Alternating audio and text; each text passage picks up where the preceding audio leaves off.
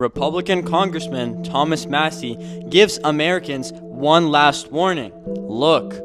Well, first of all, the NDAA stands for the National Defense Authorization Act, and it's one of the few bills that passes every year. I've been here 14 years. There have been 14 NDAAs. So you can set your clock on the fact that this bill will pass. So anything that gets in it is, dangerous as a cocked gun. It's going to become law. Well, this bill is hundreds of pages long. And, in one of those hundreds of pages, it's actually 5 pages long, is Section 219.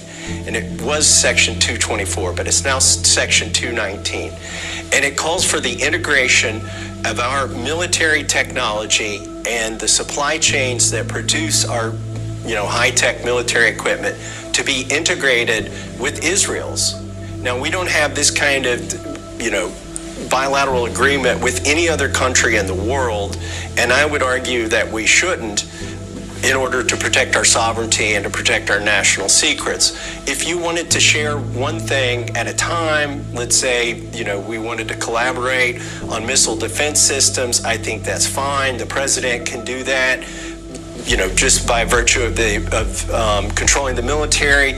But what they're doing here is legislatively, they are appointing a person.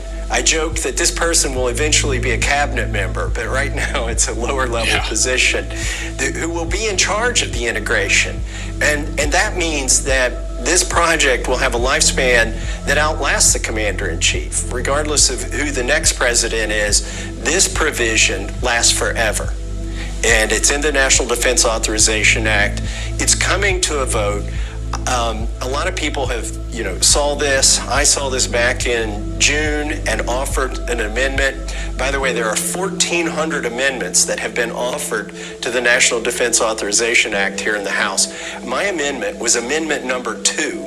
I was the second person to offer an amendment to the NDAA, and that's because I saw this troubling provision in there.